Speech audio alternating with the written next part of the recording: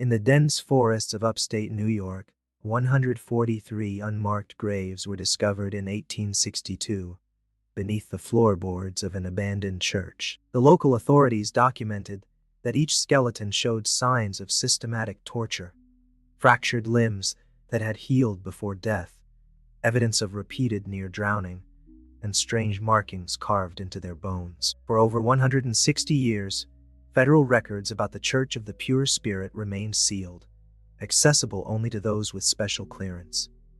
I've obtained documents never before revealed to the public. They detail how three brothers, Elder Ezra, Deacon Silas, and Prophet Caleb Ravencroft, convinced hundreds of devoted followers that suffering was the only path to salvation. They also explain how their dark purification rituals led to what may be the most disturbing religious cult in American history.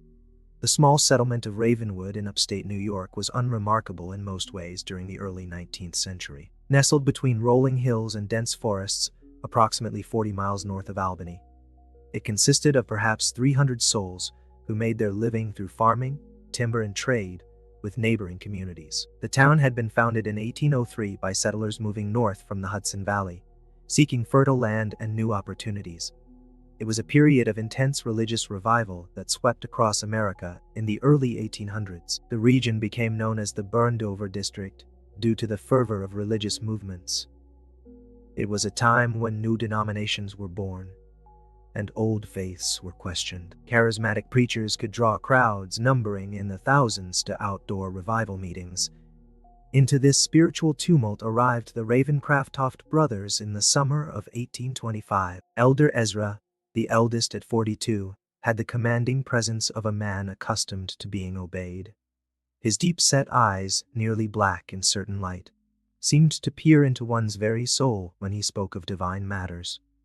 Deacon Silas, 39, was more scholarly in appearance with wire-rimmed spectacles and slender fingers perpetually stained with ink from his continuous writing of religious texts. Prophet Caleb, the youngest at 35, possessed an unsettling quality that many found both attractive and disturbing. He spoke in whispers that somehow carried across crowded rooms, and his pale blue eyes would often roll back during what he claimed were divine visions. The brothers arrived with substantial means, purchasing a large tract of land on the outskirts of town, where they immediately began construction of what they called the Church of the Pure Spirit. Unlike the simple white clapboard meeting houses common throughout New England and New York, their church was built of dark stone, quarried from the nearby hills. Its architecture was unusual, a central octagonal sanctuary surrounded by 8 smaller chambers, with a steeple rising to a height that seemed excessive for such a remote location. Most striking was the absence of windows in the main sanctuary, with light provided only by carefully positioned lanterns during services.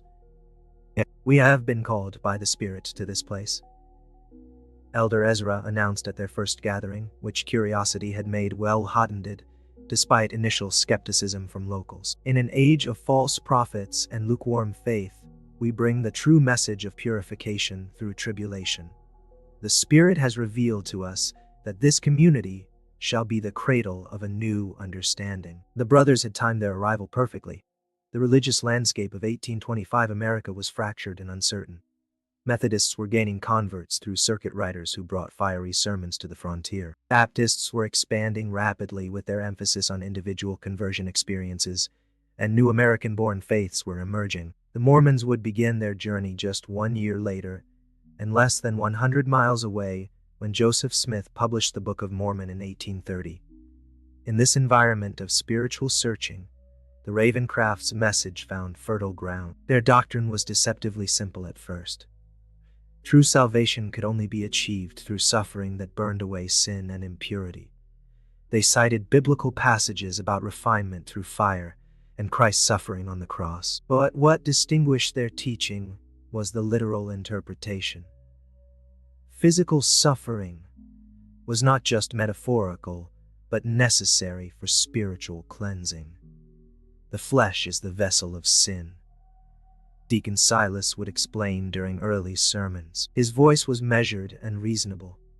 Therefore, the flesh must be tested, tried, and purified through tribulation. Only when the body has been broken can the spirit truly soar. Their congregation grew steadily through that first year. The brothers were selective about who could join, requiring potential members to undergo a discernment interview with Prophet Caleb, who would determine if they were worthy vessels for purification. Those accepted were predominantly from three groups: the desperately poor, seeking community and purpose; the deeply troubled, seeking redemption from past sins; and the wealthy, seeking spiritual experiences beyond what traditional churches offered. Margaret Wilkins was among the first converts, a widow who had lost her husband and 2 children to scarlet fever the previous winter. She had been contemplating ending her life when she encountered Elder Ezra in town. "He looked at me as though he could see my thoughts," she wrote in a journal later discovered by federal investigators. "He told me my suffering had meaning, that it was preparing me for a greater purpose. For the first time since burying my family, I felt something other than despair."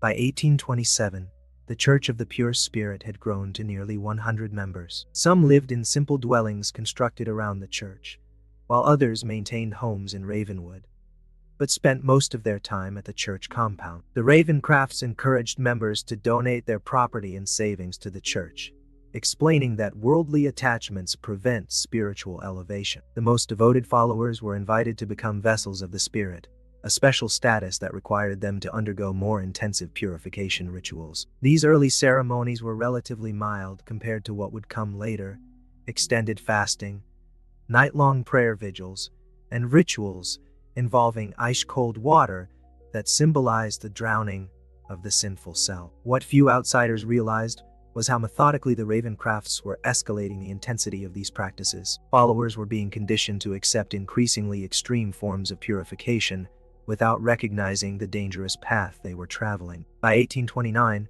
when construction began on an extensive network of chambers beneath the church, the Ravencrofts had established complete control over their followers' lives, thoughts, and bodies. The stage was set for darkness to descend upon the Church of the Pure Spirit. As Prophet Caleb reportedly told his brothers in a private meeting documented years later, "The sheep have been gathered. Now begins the true work of the shepherd." The people of Ravenwood would soon discover that the Ravencroft brothers' definition of shepherd had little to do with protection and everything to do with sacrifice. The transformation of the Church of the Pure Spirit from an unusual but seemingly benign religious community to something far more sinister can be traced to a specific date: December 21st, 1829. The winter solstice, the longest night of the year. What occurred that night would later be referred to in secret church documents as the First Ascension, and would establish the pattern for the horrors that followed. The day began with an announcement from Elder Ezra that Prophet Caleb had received a profound vision during the night. The entire congregation was summoned to the church for what was described as a revelation of the next level of purification. As darkness fell and the temperature dropped below freezing, nearly 150 followers filled the windowless sanctuary. The sanctuary was illuminated only by 12 large candles positioned at the points of an enormous pattern carved into the wooden floor. The spiral pattern wound inward toward a central platform.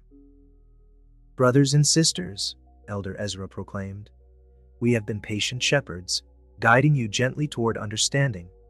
But the Spirit grows impatient with our progress." He continued, "Tonight, Prophet Caleb has been shown the true path to salvation, and it requires greater courage than we have yet demanded." Thomas Hartford, a blacksmith who had joined the church 6 months earlier following the death of his wife, later escaped and provided testimony about what happened next. According to Hartford, Elder Ezra addressed the congregation with unusual intensity, his voice rising to a fever pitch as he described how their previous purification rituals had been merely preparation for the true cleansing. At this point, Prophet Caleb emerged from one of the side chambers.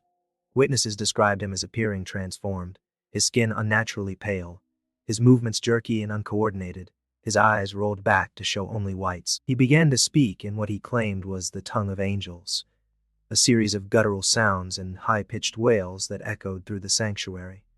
After several minutes of this disturbing display, Prophet Caleb collapsed to the floor. When he rose again, he spoke in his normal voice, but with a cadence and authority that many found mesmerizing. He announced that the Spirit had selected 3 members of the congregation for the honor of first ascension: Sarah Pembroke, Michael Collins, and Rebecca Winters. He called out, "The Spirit has found you worthy of elevation." The 3 individuals, all relatively recent converts to the church, were led to the central platform by Deacon Silas. What followed was described by Hartford as a ceremony unlike anything I believed possible among civilized people. Elder Ezra explained to the congregation that inverting the sacred ye symbol was not blasphemy, but rather represented the necessary reversal of fortune. From pride to humility, from comfort to suffering, from life to death to rebirth. Each of the 3 was stripped to their undergarments despite the winter cold. They were then bound to wooden frames that had been constructed in the shape of inverted crosses. For the next several hours, the Ravencroft brothers subjected the 3 chosen ones to a series of torments they called the 7 trials of purification. First came the trial of air, in which wet cloths were placed over their faces while water was slowly poured over them, creating the sensation of drowning. Then came the trial of earth, where soil from the church grounds was packed around their bodies up to their necks, effectively burying them alive for a short period. The trial of fire involved heated metal implements pressed briefly against their skin, leaving burn marks in specific patterns. The trial of water saw them repeatedly submerged in ice-cold water until they lost consciousness, then revived. Hartford's testimony becomes fragmented when describing the final 3 trials, as he admitted to having vomited and nearly fainted during the proceedings. What is clear from multiple accounts is that throughout these tortures, the 3 victims were encouraged to embrace their suffering as divine blessing. Whenever they screamed in pain, the congregation was instructed to chant, "Through suffering comes purity. Through purity comes elevation." Most disturbing was the congregation's response. Hartford reported that while some members wept quietly or looked away, many appeared entranced, watching with expressions of reverence or ecstasy. The Ravencrofts had spent years conditioning their followers to associate pain with spiritual advancement, and now that conditioning bore its terrible fruit. Near dawn, when the 7 trials were complete, the 3 victims hung limp on their frames, barely conscious but still alive. Elder Ezra announced that they had been emptied of sin and were now ready to be filled with the pure Spirit. What happened next would haunt those who witnessed it for the remainder of their lives. Prophet Caleb approached each victim and placed his hands on their heads, whispering into their ears. According to Hartford and one other witness, who later spoke to authorities, the 3 victims suddenly convulsed violently, their bodies arching against their restraints with such force that bones could be heard breaking.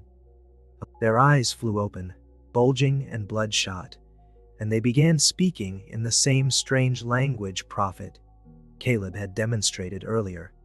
By sunrise, all 3 had died. Elder Ezra proclaimed them successfully ascended and declared that their souls had been so thoroughly purified that they had been accepted directly into heaven, bypassing judgment. Their bodies, he explained, were merely empty vessels now to be revered as holy relics.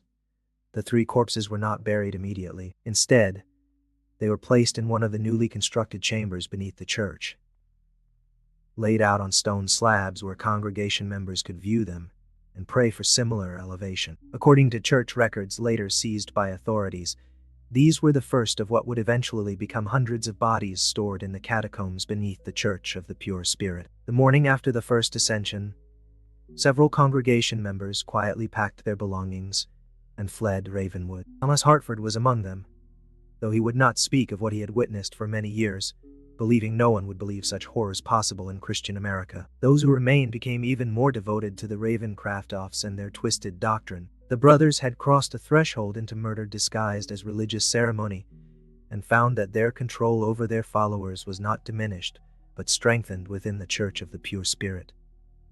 Death had become sacrament, as Prophet Caleb reportedly told his brothers after the ceremony, in a conversation later recounted by a church elder, who eventually turned state's evidence. "Now we have shown them the true face of God, and they did not turn away. There is nothing they will not accept from us now." He was right. The first ascension marked only the beginning of the atrocities at the Church of the Pure Spirit. What followed would be 3 decades of escalating horror hidden behind the respectable facade of religious devotion. From 1830 to 1845, the Ravencroft brothers refined their methods and expanded their influence, developing both their theological justifications and their practical techniques for what they termed elevations, but what were in reality ritualized killings. In the years following the First Ascension, the Church of the Pure Spirit underwent a transformation that went largely unnoticed by the outside world. The brothers were careful to maintain a veneer of respectability. The public face of their church emphasized charity, community, and spiritual renewal, themes that resonated perfectly with the ongoing religious revival sweeping through the burned-over district. Outwardly, they participated in the broader religious community, occasionally hosting gatherings where other preachers were invited to speak, making donations to causes such as temperance societies and orphanages. Behind this facade, however, the true nature of their operations grew increasingly complex and disturbing. The underground chambers, initially constructed as simple cellars, were expanded into an elaborate network of tunnels and rooms that extended far beyond the church's footprint. Local workers hired for the initial construction were replaced by devoted church members who could be trusted with secrets, and eventually the excavation was performed exclusively by vessels of the Spirit followers who had proven their absolute loyalty. By 1835, the catacombs, as they came to be known among the inner circle, contained at least 7 large chambers and dozens of smaller alcoves. Each served a specific function in the Ravencroft's twisted theology. The chamber of preparation, where candidates for elevation were kept in isolation for days before their ordeal. The chamber of trials, where the 7 purification tortures were administered. The chamber of ascension, where the final fatal rituals took place. And most disturbing of all, the chamber of saints, where the bodies of the ascended were preserved. This preservation of corpses became a central element of the cult's practices. Unlike most religious groups that reverently bury their dead, the Ravencrofts kept the bodies of their victims in various states of preservation. Some were partially mummified using techniques Deacon Silas had allegedly learned from medical texts. Others were reduced to clean skeletons through methods that investigators would later struggle to reconstruct. These remains were arranged in elaborate tableaux throughout the Chamber of Saints, posed in positions of prayer or ecstasy, sometimes articulated with wire to maintain their posture. Elizabeth Carver, who joined the church in 1832 and eventually escaped in 1844, provided some of the most detailed accounts of these chambers. "The smell was the first thing that struck you," she recounted to federal investigators. "Not the stench of decay, as one might expect, but the overwhelming odor of chemicals, turpentine, alcohol, and something sweeter I couldn't identify." The brothers claimed it was the perfume of sanctity, but I later learned it was substances used in embalming. Carver described how new members were gradually introduced to the existence of these chambers, first hearing about them as symbolic spaces, then being permitted limited access to the less disturbing areas, and finally, for those deemed most loyal, being allowed to witness or even participate in the rituals conducted within them. "It was a careful seduction," she explained. "You had been so thoroughly indoctrinated that it seemed beautiful rather than horrifying. I remember weeping with what I thought was religious ecstasy the first time I was permitted entry. Now those tears shame me beyond words." The frequency of elevations increased gradually over the years. In 1830, according to church records, later seized as evidence, there were only 2 such ceremonies, resulting in 5 deaths. By 1835, the number had risen to quarterly events, each claiming 2 to 4 lives, and by 1840, monthly elevations had become the norm, with special ceremonies on solstices and equinoxes, often taking larger numbers of victims. The Ravencrofts became selective in choosing candidates for elevation. Initially, they favored those without close family connections, widows, orphans, and drifters who would not be missed. Later, as their confidence grew, they began selecting from devoted families within the congregation, framing selection as the highest honor a family could receive. To give a child to the Spirit was considered the ultimate expression of faith, Carver recalled. Parents would compete for this blessing, offering their sons and daughters with a fervor that seems unimaginable to me now. The brothers still held their distinct roles: Elder Ezra, the authoritative voice; Deacon Silas, the scholar; and prophet Caleb the mystical conduit to the divine. But over time, their private dynamic began to shift. According to accounts from former inner circle members, Caleb's influence grew as his visions directed ever more aspects of church life. By 1840, it was Caleb who selected all candidates for elevation and determined the specific rituals to be used in each case. His mental state appears to have deteriorated significantly during this period. Journal entries attributed to him, recovered from a hidden compartment in his private quarters, reveal increasingly incoherent writings interspersed with detailed anatomical drawing. One entry from 1842 reads, "The Spirit has revealed that souls reside not merely in the heart or mind as commonly thought, but are distributed throughout the body in specific nodes. Each elevation allows me to map these sacred points more precisely. Soon, I shall have the complete divine anatomy." As the church's membership grew to nearly 300 by 1845, the Ravencrofts faced the practical challenge of disposing of evidence from their increasing number of elevations. This led to one of their most macabre innovations, the selling of human remains to medical schools. In the mid-19th century, medical colleges struggled to obtain cadavers for anatomical study. Legal sources were limited primarily to executed criminals, leaving an insufficient supply for teaching purposes. This created a black market for bodies with resurrection, men illegally exhuming the recently buried or claiming unclaimed bodies from poor houses. Deacon Silas, whose scholarly pursuits had given him connections in academic circles, established relationships with agents who supplied medical schools in Albany, New York City, and as far away as Philadelphia. Church records indicate that between 1840 and 1845, at least 67 vessels were donated to the advancement of medical science, a euphemism for the sale of murder victims' bodies.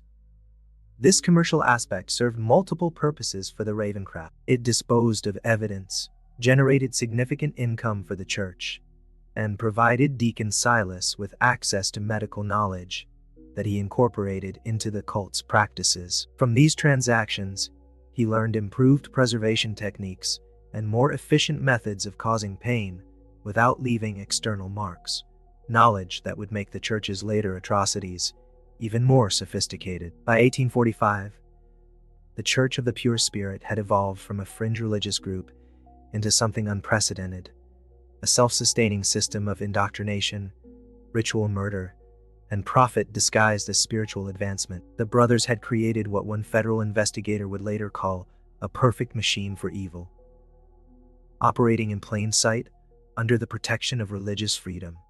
Yet, despite their careful management of appearances, rumors began to spread. The sheer number of people who had joined the church only to disappear from public life raised questions.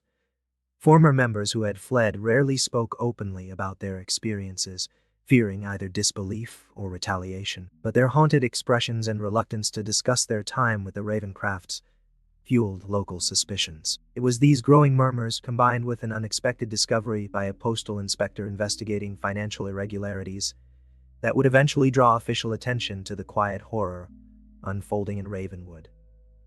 But that reckoning still lay years in the future. For now, the Church of the Pure Spirit continued its dark work, its true nature hidden beneath layers of religious respectability, and the fervent devotion of followers who had been taught to see murder as the highest form of worship. The public face of the Church of the Pure Spirit reached its zenith during the late 1840s. Their compound had expanded to include not only the main church building and underground chambers, but also dormitories for single members, modest homes for families, workshops where church goods were produced, and even a small school for the children of followers.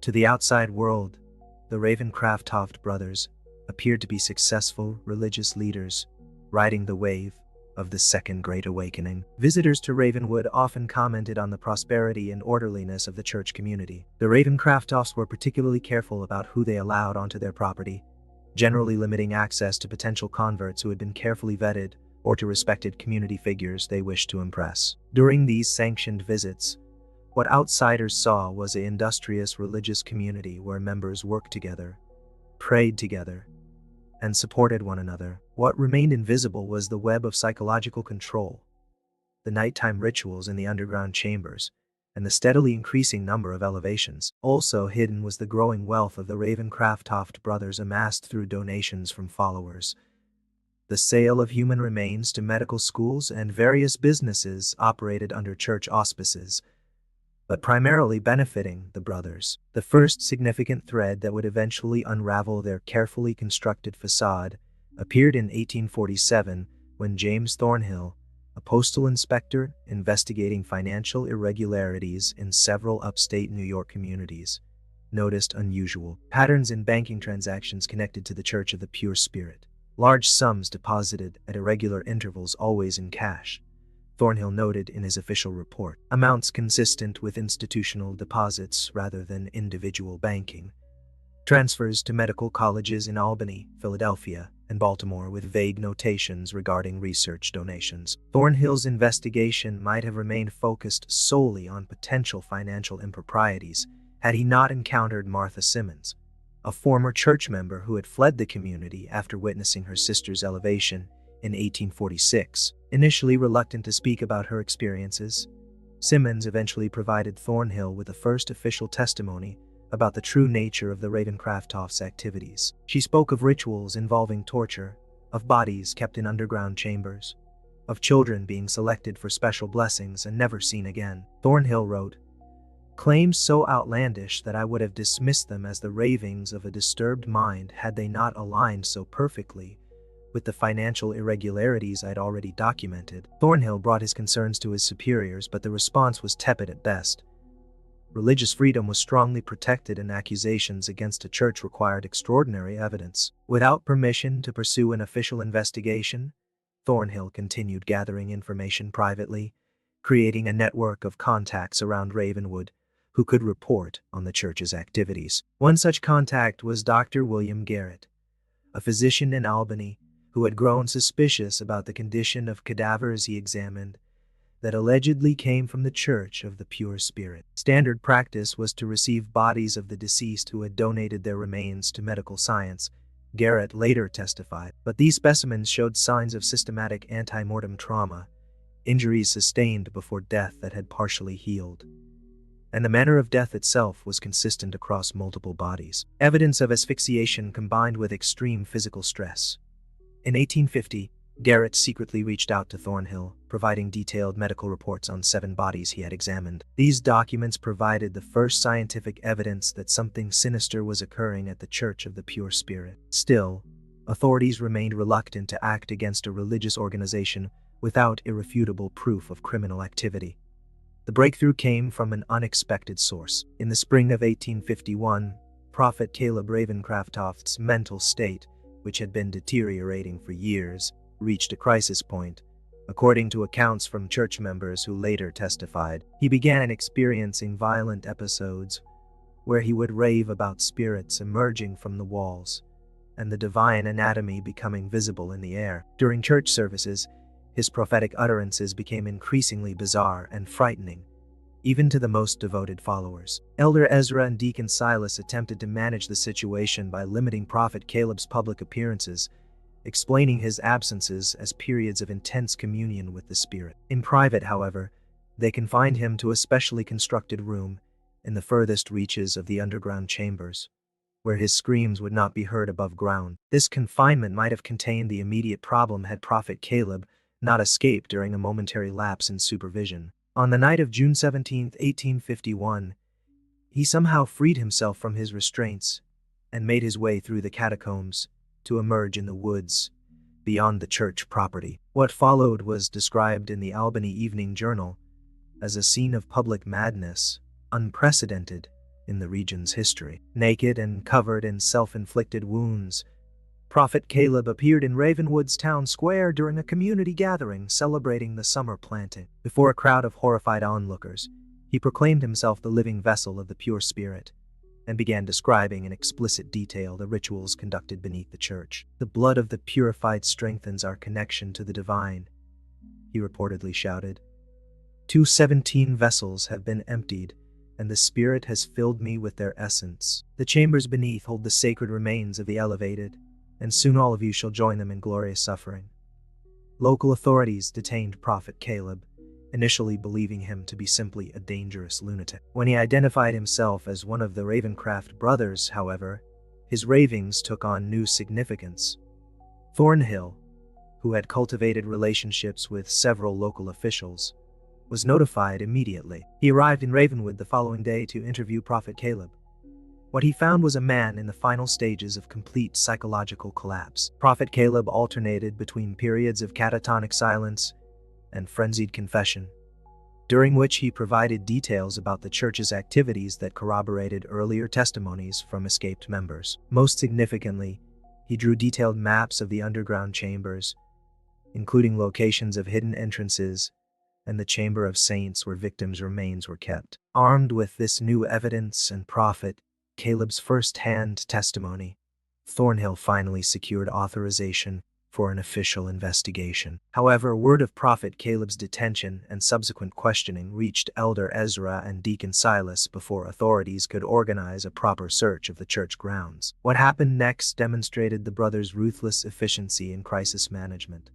Within hours of learning of Prophet Caleb's detention, they initiated what church records later revealed was a contingency plan called the Cleansing Flame. Members of the inner circle were dispatched to remove the most incriminating evidence from the underground chambers, particularly financial records and the most recently deceased bodies. Then, in a move that showed both desperation and calculated cunning, they orchestrated a controlled fire in the main church building. The fire was carefully set to destroy specific areas while leaving others intact, creating the appearance of a tragic accident rather than deliberate destruction of evidence. By the time authorities arrived with a search warrant on June 17, 1851, they found the church building partially burned and the congregation engaged in recovery efforts. Elder Ezra greeted officials with apparent cooperation, expressing shock at his brother's mental breakdown and offering full access to the property.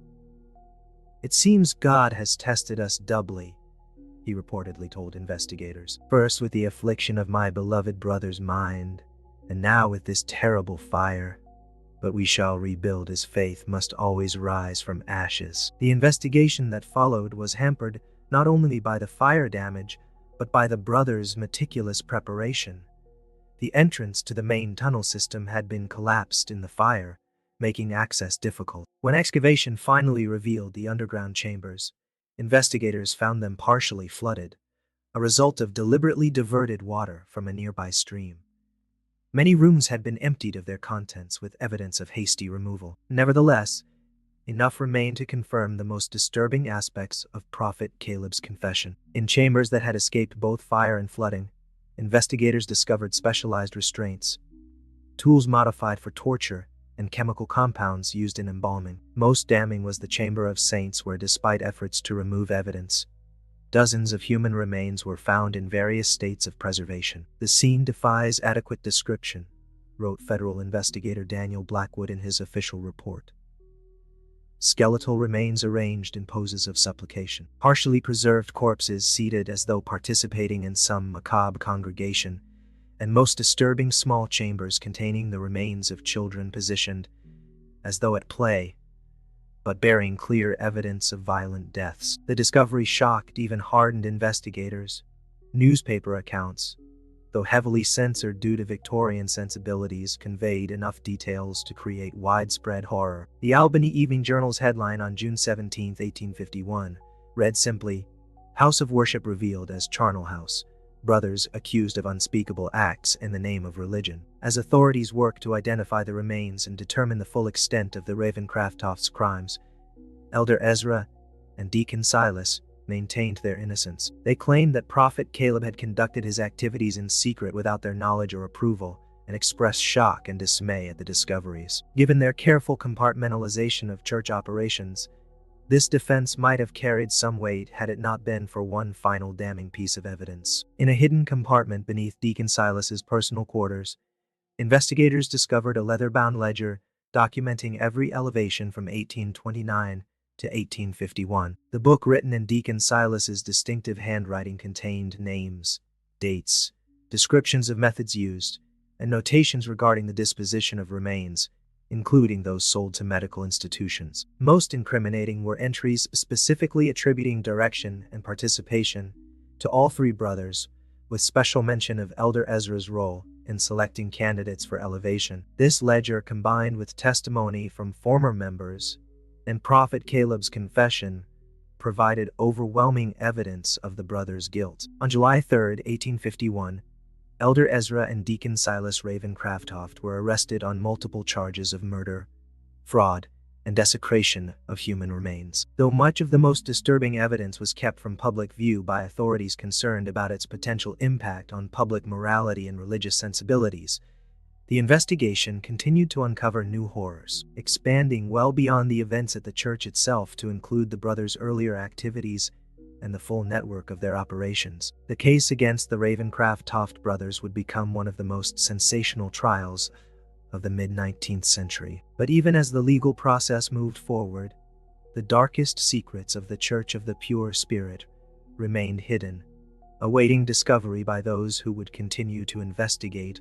long after the Ravencrofts had faced justice. As the investigation into the Church of the Pure Spirit deepened through the summer of 1851, authorities found themselves confronting a criminal enterprise far more extensive than initially believed. The Ravencroft brothers had created not merely a cult with aberrant practices, but an intricate system that extended tendrils into multiple aspects of American society: religious, medical, and financial.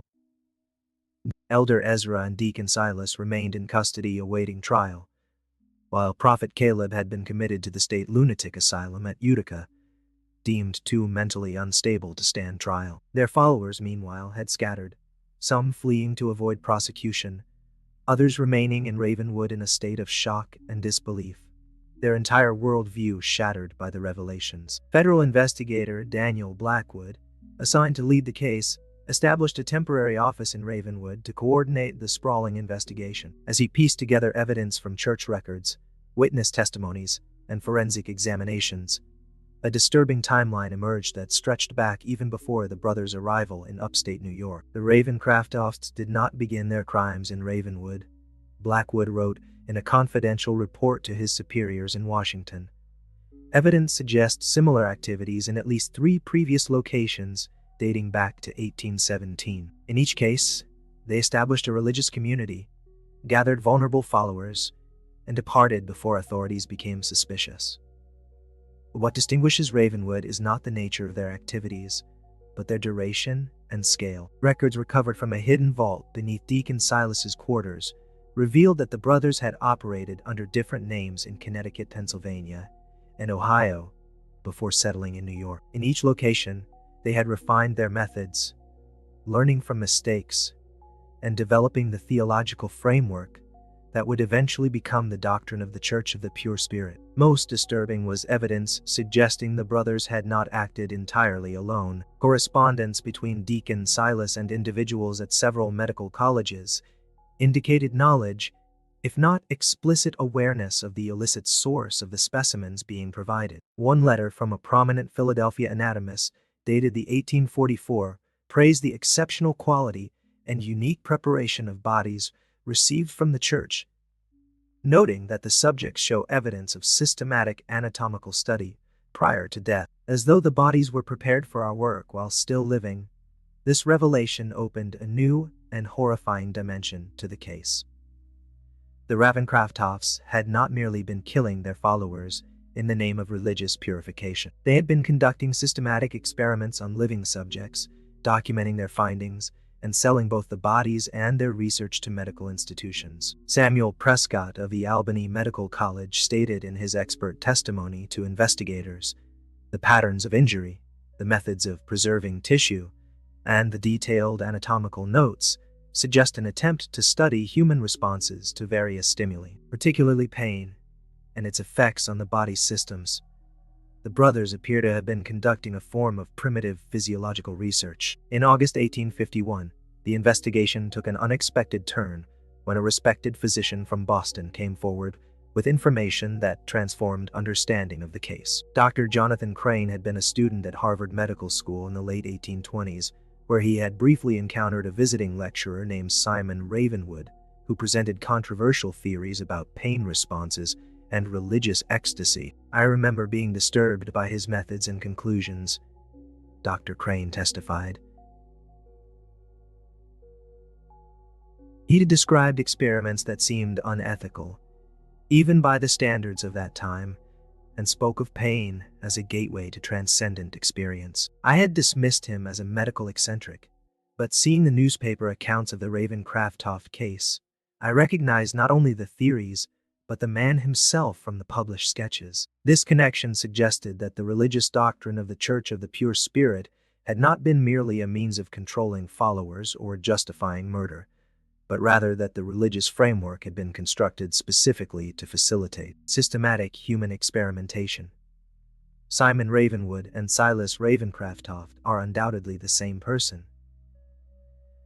The brothers had created a belief system that not only permitted but sanctified the very acts that served their research. As investigators followed this new line of inquiry, they discovered a hidden room beneath Deacon Silas's quarters that contained hundreds of notebooks filled with detailed anatomical drawings, experimental protocols, and observations. The journals documented a grotesque research program spanning decades, with entries becoming increasingly scientific and less religious in their language as time progressed. Subject 157.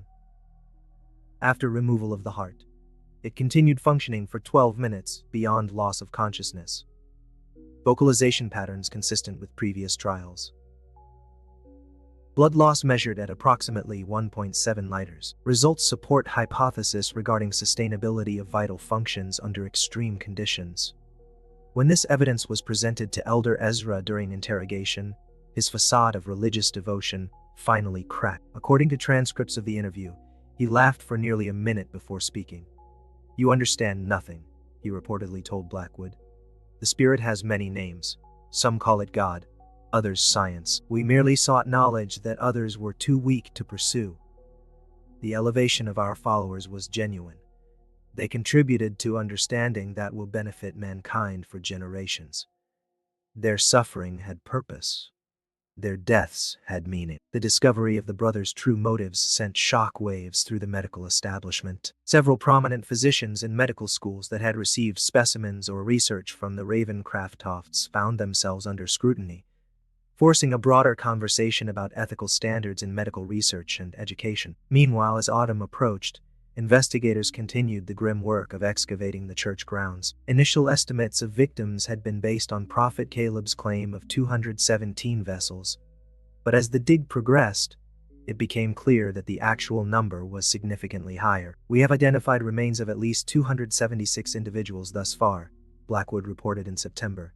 "Based on soil analysis and structural expansion of the underground chambers, we believe additional remains may be found beneath the adjacent property." The brothers appear to have been tunneling outward as their operation expanded. The investigation was further complicated by the discovery of correspondence suggesting that not all of the victims had been willing members of the church. Letters between Elder Ezra and various associates in nearby towns indicated a system for identifying and acquiring suitable subjects, predominantly travelers, immigrants, and others who would not be immediately missed. "The red-haired Irishman who passed through last Thursday would make an excellent vessel." Read one such letter from a church member in a neighboring community. "No family seeking work. Strong constitution. I have directed him to Ravenwood with promise of employment at the mill. Expect his arrival by Saturday next." This evidence transformed understanding of the case from one of religious extremism, preying on willing followers, to something closer to organized abduction and murder for both profit and pseudoscientific research. The implications were disturbing not only for the scale of the brothers' crimes, but for the suggestion of a wider network of complicity. Just when we thought we'd seen it all, the horror in Ravenwood intensifies. The breakthrough that would ultimately reveal the full extent of the Ravencroft's operation came in October 1851, when investigators located Samuel Parsons, who had served as the church's accountant from 1835 to 1849, before being replaced by a newer member. Living under an assumed name in western Massachusetts, Parsons had fled the church after discovering the true purpose of certain financial transactions. "I believed I was managing donations and legitimate business interests," Parsons testified after being granted immunity. "When I discovered entries for specimen preparation, and research grants that corresponded with disappearances among the congregation. I began keeping private records. When Elder Ezra discovered my separate ledger, I was scheduled for special prayer counseling. A term I had learned meant selection for elevation. I fled that night with only the clothes on my back. Parsons provided investigators with detailed financial information from memory, including names of medical institutions that had paid for bodies and research, wealthy patrons who had funded the brothers' work believing it to be legitimate scientific inquiry, and church members who had assisted in various aspects of the operation. Most significantly, he revealed the existence of a second facility located nearly 40 miles from Ravenwood, a remote farmhouse that the brothers had purchased through an intermediary in 1840. According to Parsons, this location was used for special research that was kept separate even from the inner circle of the church. Elder Ezra called it the garden, Parsons recalled. Only he, Deacon Silas, and 2 trusted assistants ever went there. Supplies were delivered monthly: medical equipment, chemicals, specialized restraints, and occasionally selected subjects would be transported there. Always at night.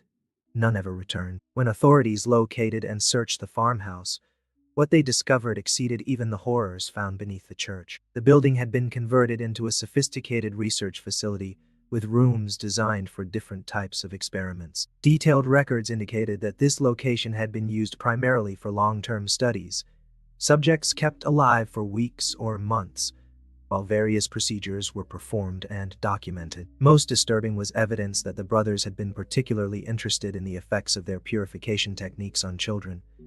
A separate building on the property contained small cells and equipment size for juvenile subjects. Records indicated that at least 37 children ranging in age from 4 to 16 had been held at the facility between 1840 and 1851. Newspapers that had been relatively restrained in their coverage now published lurid details, with the New York Tribune running the headline, "Monsters in Human Form, Ravencroft Brothers' Crimes Against Innocents Revealed." Public demonstrations demanded swift justice, and political pressure mounted for an exemplary prosecution. Elder Ezra and Deacon Silas, who had maintained a certain composure throughout earlier phases of the investigation, reportedly showed signs of breaking under the accumulated evidence. Prison guards noted that Elder Ezra had begun speaking to invisible presences in his cell, while Deacon Silas attempted suicide after being confronted with evidence from the garden. The upcoming trial promised to be one of the most significant criminal proceedings in American history,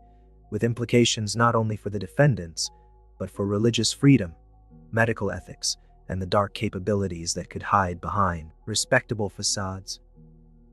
As 1851 drew to a close, the case against the Ravencroft brothers had grown from a local horror to a national sensation. Yet, even as preparations for the trial progressed, investigator Blackwood remained troubled by lingering questions.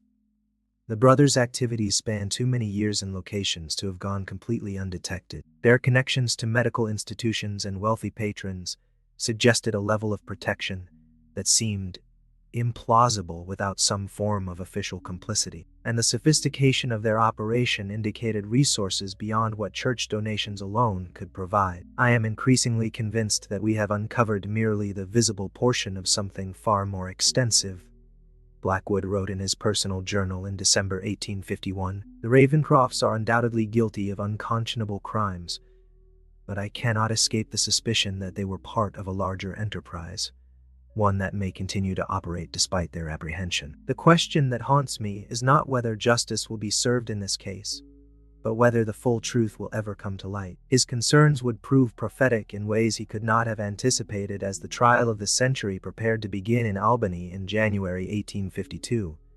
The trial of Elder Ezra and Deacon Silas Ravencroft began on January 17, 1852 in Albany, New York. Amid unprecedented security and public interest, the courthouse was surrounded daily by crowds numbering in the thousands, some traveling from as far as Boston and Philadelphia to witness proceedings in what newspapers had dubbed the trial of the unholy brothers. Inside the courtroom, the prosecution presented a methodical case that unfolded over 6 weeks, with over 100 witnesses providing testimony about various aspects of the Ravencrofts' crimes. Survivors of the church described the psychological manipulation and gradual indoctrination that had led them to followers, were being conditioned to accept increasingly extreme purification rituals. Medical experts detailed their examinations of recovered remains, confirming patterns of systematic torture and experimentation.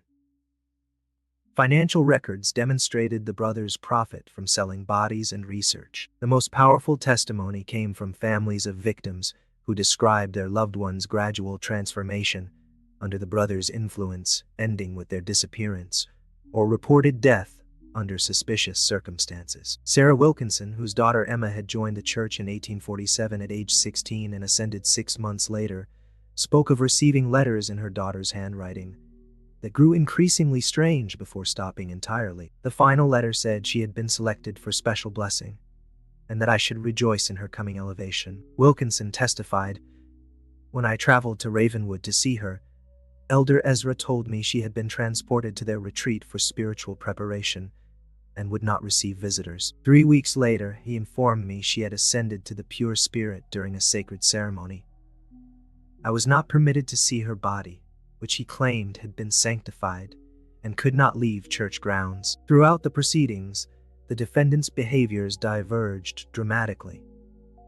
Deacon Silas appeared withdrawn, rarely making eye contact and speaking only to his attorneys in whispers. Elder Ezra, however, maintained an unsettling composure, often smiling during the most damning testimony, and occasionally nodding as though in approval of the descriptions of his crimes. When the defense finally presented its case in late February, their strategy became clear. They would not deny the deaths, or even many of the practices described, but would instead argue that the activities of the Church of the Pure Spirit were protected religious expression, and that members had participated voluntarily. Defense attorney William Hargrove argued the ceremonies of the Church of the Pure Spirit, while perhaps shocking to conventional sensibilities, were conducted with the full knowledge and consent of participants who shared the Ravencroft's belief in purification through suffering. The Constitution of these United States guarantees freedom of religious practice. This defense collapsed under cross-examination of former church members who testified to coercion, deception, and the administration of substances now identified as containing opium and other mind-altering compounds. The final blow came when the prosecution presented the records from the garden, showing clearly that many victims had been outright abducted rather than recruited as church members. On March 2, 1852, with the trial moving toward its inevitable conclusion, Elder Ezra made a request that would transform the proceedings. He asked to testify in his own defense against the strong advice of his attorneys. The judge, after considerable deliberation, allowed it.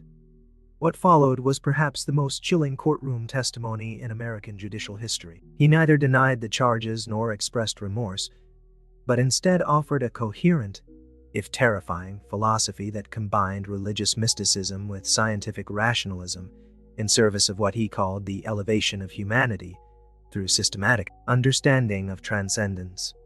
For nearly 4 hours, Elder Ezra spoke without notes, delivering what amounted to a sermon on his beliefs and practices. "Death comes to all," he told the stunned courtroom. "We merely gave it purpose. Those who ascended through our ministrations contributed to knowledge that will ultimately benefit all mankind. Their suffering was temporary, their contribution eternal." Most disturbing was his clear intellectual capacity and the systematic way he had constructed a belief system to justify atrocity. He spoke of pain as the purest form of consciousness, of death as merely a transition of energy, and of his victims as willing participants in the greatest scientific and spiritual endeavor of our age. When prosecutor James Sullivan asked about the children found at the garden, Elder Ezra's response sent audible gasps through the courtroom. "The young vessel receives the Spirit most purely." Their observations were most valuable precisely because they were unclouded by preconception.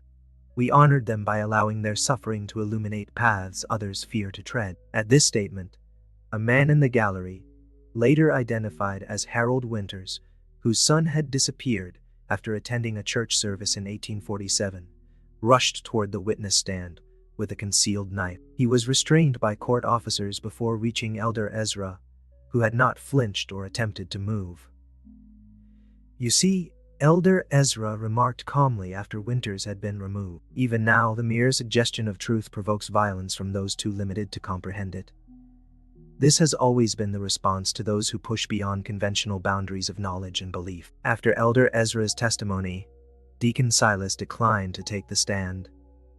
His attorney offered only a brief statement, suggesting that his client had been under his brother's influence and requesting mercy on those grounds. The prosecution's closing arguments emphasized the calculated nature of the brothers' crimes, the suffering of their victims, and the betrayal of both religious faith and scientific principle their actions represented. The jury deliberated for less than 3 hours before returning with guilty verdicts on all counts for both defendants. On March 2, 1852, Judge William Blackwood declared that their crimes assaulted the moral foundation upon which civilized society rests.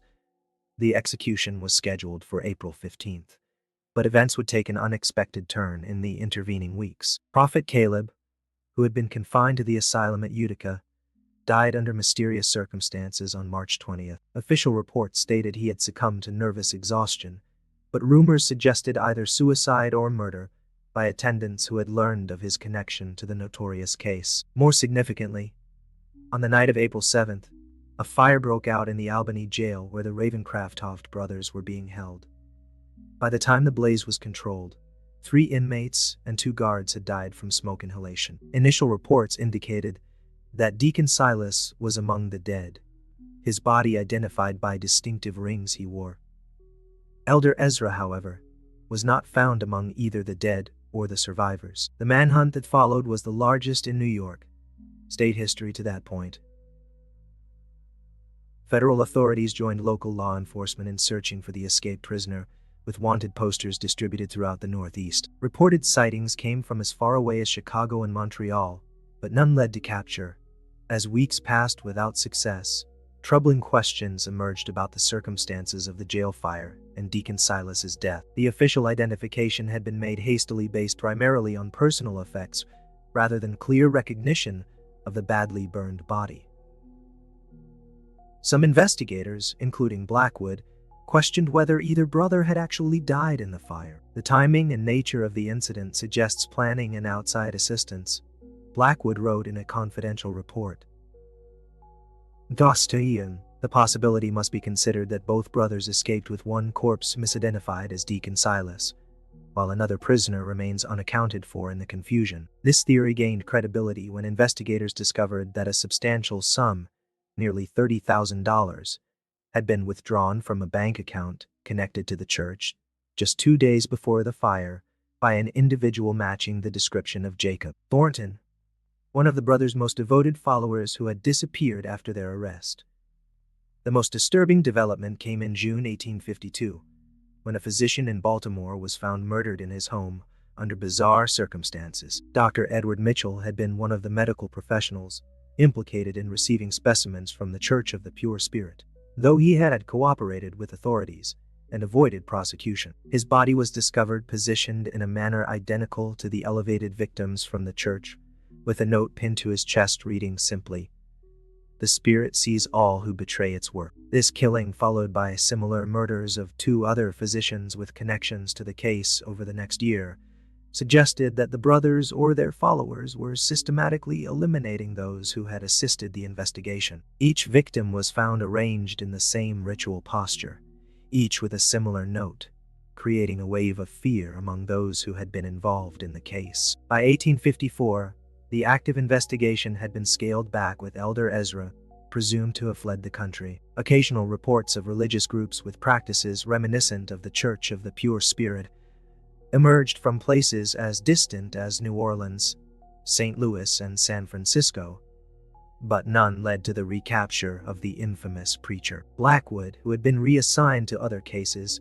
but continued to investigate the Ravencrofts privately, became convinced that Elder Ezra had not merely escaped, but had reconstituted his operation in some new location, perhaps with the assistance of a network of followers more extensive than initially believed. The Ravencroft case represents not the end of a criminal enterprise, but merely its exposure, he wrote in his final report before retiring in 1860. The combination of religious fervor, scientific curiosity without moral constraint, and the promise of transcendent knowledge creates a powerful allure that did not die with our prosecution of 2 of its practitioners. I fear we have merely driven this darkness further into the shadows where it continues its work beyond our sight.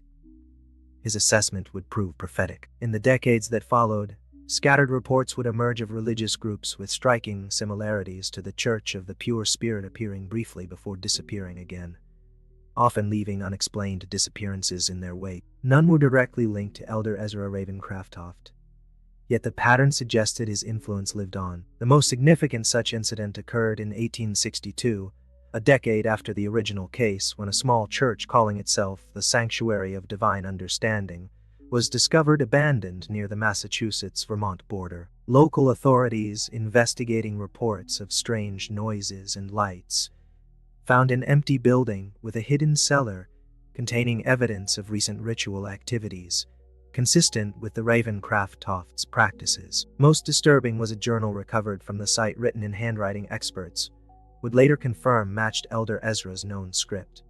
The final entry, dated just 3 days before the discovery, read, "The work continues as it must. Each vessel contributes to understanding. Each elevation brings the final revelation closer. 100 years from now, when the full truth emerges, all will recognize our sacrifice as the foundation of a new age of understanding. The Spirit is patient. So too must be its servants."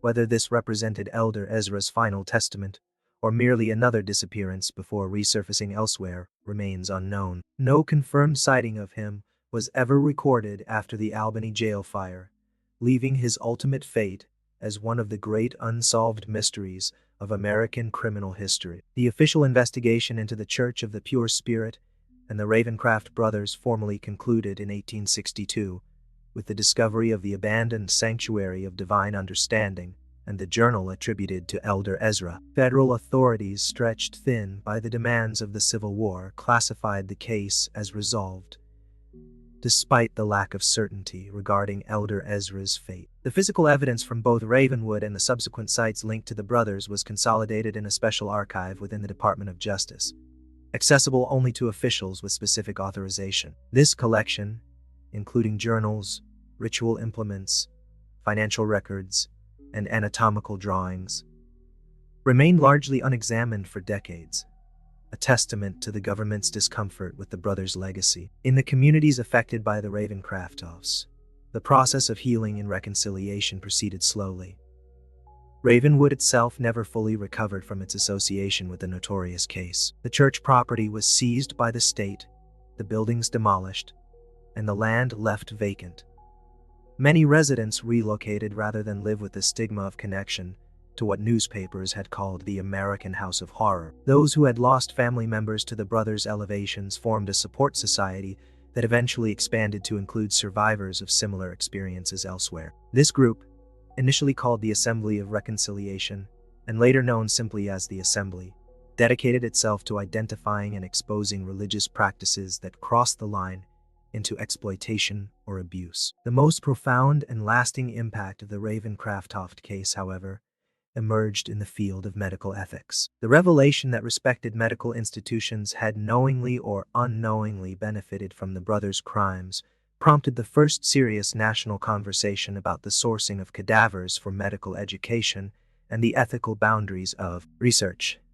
In 1855, the American Medical Association adopted its first formal code of ethics regarding anatomical specimens, requiring documentation of legal acquisition for all bodies used in teaching or research. This was followed in 1858 by legislation in several states establishing stricter regulation of medical schools and anatomical research facilities. Dr. William Harrison, who had been instrumental in bringing the Ravencroft's connections to medical institutions to light, became a leading advocate for ethical reform. His 1860 treatise on the moral imperative in scientific inquiry directly addressed the Ravencroft case, arguing that knowledge obtained through cruelty is itself corrupted at its source, and that science divorced from humanity's moral compass inevitably leads to atrocity disguised as progress. The brothers' fusion of religious doctrine and pseudoscientific research had exposed vulnerabilities at the intersection of faith, science, and authority, vulnerabilities that American society would continue to grapple with long after the specific details of their crimes had faded from public memory. Throughout the latter half of the 19th century, rumors persisted about Elder Ezra's survival and continued activities. Reported sightings placed him in locations ranging from California gold mining camps to New Orleans spiritual societies to European medical conferences. While none were confirmed, the persistence of these accounts reflected the deep impression his particular brand of charismatic malevolence had left on the American consciousness. More concrete was the evidence of the brothers' continuing influence through followers who had escaped prosecution. Between 1865 and 1890, authorities identified at least 7 small religious groups in different parts of the country that incorporated elements of the Church of the Pure Spirit's doctrines and practices. While none reached the scale or extremity of the original, their existence suggested that the brothers' ideas had taken root beyond their direct control. The most significant such group was discovered in 1879 in rural Missouri, where a charismatic preacher calling himself Brother Elijah had established a small community centered on the concept of transcendence through tribulation. When local authorities investigated reports of concerning activities, they found ritual implements and journals directly referencing the Ravencroft's teachings. Brother Elijah, later identified as Thomas Whitfield, a former Inner Circle member of the Church of the Pure Spirit, took his own life rather than face arrest. The final confirmed chapter of the Ravencroft saga came in 1899, when a collection of papers was anonymously donated to the Harvard Medical School library. The materials contained in a locked iron box included extensive journals, anatomical drawings, and experimental notes spanning from 1852 to 1898. The year preceding the donation, handwriting analysis confirmed that the most recent entries were in Elder Ezra's hand, though showing signs of advanced age. The final entry, dated December 21, 1898, read, "As the century draws to its close, so too does my work in this vessel. Age has finally accomplished what the law could not. I go now to join the pure spirit, content in knowing that the seeds we planted have taken root and will flower in ways we could only imagine. The next generation of seekers will build upon our foundation, finding new methods for the great work of transcendence. The suffering was necessary, the knowledge remains, the spirit continues." Whether this represented Elder Ezra's genuine final testament or an elaborate hoax has never been definitively established. If authentic, it would indicate that he had survived to the age of 115, an unlikely, though not impossible, longevity. More significant than the question of authorship, however, was the fact that the journals contained detailed experimental protocols and observations that appeared to have influenced certain legitimate medical research in the early 20th century, suggesting that elements of the brothers' work had indeed infiltrated mainstream science despite their horrific methods. Harvard officials, upon recognizing the nature of the materials, immediately sealed them from public access. In 1902, after consultation with federal authorities, the collection was transferred to a secured government archive where it remained classified until 1972, when limited access was granted to scholars researching the history of medical ethics. The site of the original Church of the Pure Spirit in Ravenwood remained vacant until 1923, when the state of New York designated it a restricted area, fencing the property and posting warnings against trespassing. Local legends claimed the ground was cursed with stories of strange lights, unexplained sounds, and feelings of overwhelming dread reported by those who ventured too close to the perimeter. In 1967, a team from the State University of New York conducted the first archaeological survey of the site, using then modern techniques to examine areas that had been inaccessible during the original investigation. Their discoveries included additional human remains in previously unexcavated portions of the tunnel system, bringing the estimated victim count to over 400, significantly higher than the 276 documented in the official record. Most disturbing was the discovery of a sealed chamber containing remarkably well-preserved documents that appeared to outline plans for expansion beyond Ravenwood. These materials suggested that the Church of the Pure Spirit had been intended as merely the first node in a network of similar operations throughout the United States, and potentially abroad, a vision that Elder Ezra may have continued pursuing after his escape. Today, more than 160 years after the Ravencroft's reign of terror was exposed, Their legacy persists in multiple domains. In religious studies, they represent an extreme example of how charismatic leadership, incremental normalization of deviant behavior, and the human desire for transcendent meaning can combine to enable atrocity. In medical ethics, their case continues to be cited as a foundational example of the necessity for moral boundaries in scientific inquiry. In criminal psychology, they stand as early examples of organized, systematic killers who operated under the protection of respected social institutions. For the communities and families touched by their crimes, however, the Ravencrofts represent something more immediate and personal, a wound in the fabric of American history that has never fully healed. Descendants of victims and survivors still gather annually in a small ceremony at a memorial established in Albany in 1902, bearing the simple inscription, "For those lost to darkness, that their suffering not be forgotten." The questions that haunted investigator Blackwood in 1852 continue to resonate. How did the brothers develop their unique fusion of religious control and pseudoscientific experimentation? Who else knew of or facilitated their activities? And perhaps most disturbingly, how much of their influence persists unrecognized?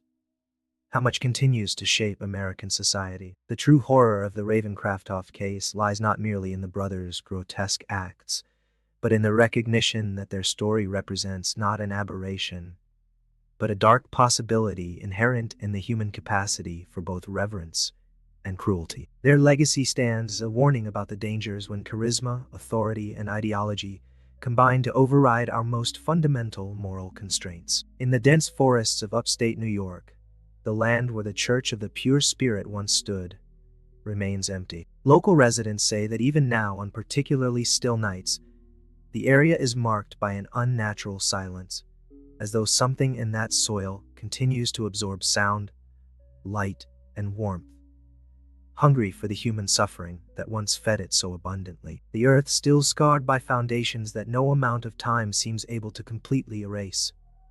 This mystery shows us how thin the veneer of civilization can be when authority figures twist faith and science to serve their darkest impulses.